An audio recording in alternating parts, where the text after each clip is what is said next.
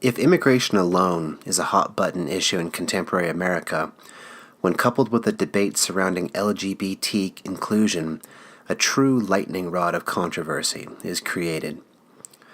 According to polling from Gallup in 2015, the American Public Poll estimated the total percentage of the adult population who self-identified on the LGBT spectrum as being 23%, a fair bit off the actual number of 3.8%.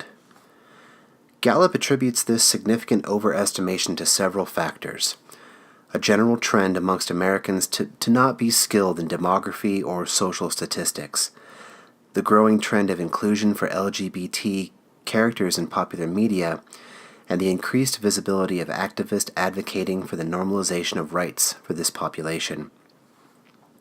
What is truly interesting about this overall estimation is how steady it has remained since Gallup first began polling on this topic in 2002, when men estimated 21% and women estimated 22% of the population as being LGBT. For such a small percentage of the actual population, issues surrounding LGBT rights are incredibly polarizing for many of the remaining 96.2% of Americans. The estimated number of LGBT folks among undocumented immigrants to the United States is 2.7%. Among documented immigrants, the percentage is slightly smaller at 2.4%, but both are strikingly similar to that of the national average. Overall, LGBT immigrants tend to be both younger and male, and on average, with 71% being classified as Hispanic within the undocumented immigrant population. Chief among the roadblocks faced by undocumented LGBT immigrants are employment insecurity, significant wage and income disparity, and unequal access to appropriate health care, all of which are concerns for heterosexual immigrants, but for those living doubly in the shadows, they pose unique obstacles for the estimated 270,000 adult LGBT immigrants currently residing in the United States. There are an estimated 32,000 same-sex couples where one partner is a U.S. citizen and the other is a foreign national, and nearly 7,000 couples where both partners are non-citizens, who alone are raising over 12,000 children in this country with no clear path to citizenship for themselves. For those who have been detained by immigration, there is an increasing awareness of the need to provide safe spaces where LGBT asylum seekers can be held with dignity while waiting an asylum hearing, but there has been precious little headway made in achieving this goal. Transgendered people are particularly at risk when being detained by immigration services. A recent report from the Government Accountability Office from 2013 cites transgendered people being the victim in 1 in 5 substantiated cases of sexual assault to people in custody. In an effort to ensure the safety of LGBT people in ICE custody, they are regularly placed in solitary confinement, which has been shown to significantly increase the possibility of suicide or self-harm in comparison to that of the general population. Moving beyond the threat of violence while in custody, hormone replacement medication and other medical services necessary to manage the various health concerns of this population are also often absent regardless of if they are being detained, with 59% of adult immigrants lacking insurance and gay and lesbian adults more than twice as likely to not have insurance in contrast to the national average. From a theological position, the overall issue of LGBT rights and immigration becomes even murkier. If racism is America's original sin, homophobia is not far behind it, and of the over 31,000 verses of the Bible, there are more than 2,000 that discuss issues related to poverty, money, the rich and the poor, and perhaps only 6 that say anything about homosexuality. In Leviticus chapter 18, verse 22, we read, "You shall not lie with a male as a woman. This is an abomination."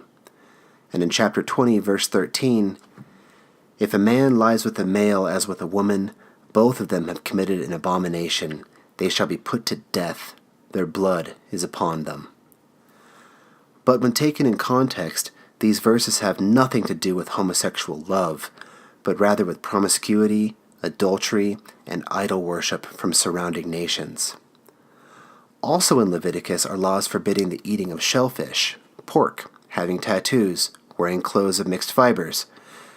Yet strangely, these laws seem to have been forgotten by people using the Bible to support their bigotry. Without going point by point through the most often used passages that have been cherry-picked from the Bible, it may be helpful to focus on a single passage to bring this discussion full circle. Lawrence Richardson, a pastor with the United Church of Christ, offers the following observations from reading Isaiah 56. The prophet lays out the terms and conditions for living in covenant with God.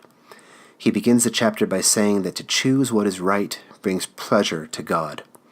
In verse 4, the prophet says that even the stranger and the eunuch, who were traditionally looked down upon by the people of Israel, are free to live in covenant with God. In verse 5, the prophet proclaims that God's way of righteousness and covenant is extended to all, and their reward will be their reputation and legacy.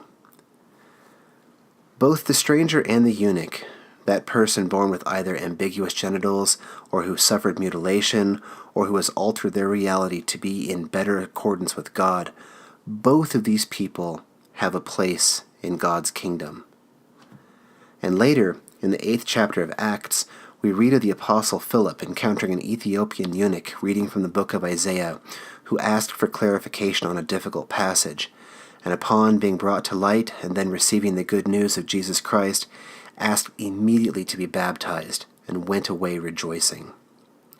Thus, if the kingdom of heaven is open to sexual outsiders like eunuchs, we must remember the words of another prophet, Micah, who wrote, "He has shown you, O mortal, what is good.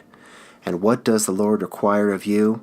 To act justly, and to love mercy, and to walk humbly with your God." Ours is not to engage in the hubris of love the sinner and hate the sin, for it is only for us to love and to extend mercy to those in need. The widow, the orphan, and the stranger occupy a rarefied space across the 66 books of the Bible, and if we shall be judged in some final cosmic sense, I believe it will be on how we respond to and engage with these populations. May we obey the law that is good, the law of love and of inclusion, and may we work towards bringing the kingdom of heaven to this mortal world of separation and wickedness. For in the end, for those of us working to see the tiny light burning in a vast ocean of darkness does not go out, there is only the love of our neighbor as we love ourselves, and the love of the divine to see us through. Thank you, and so it is.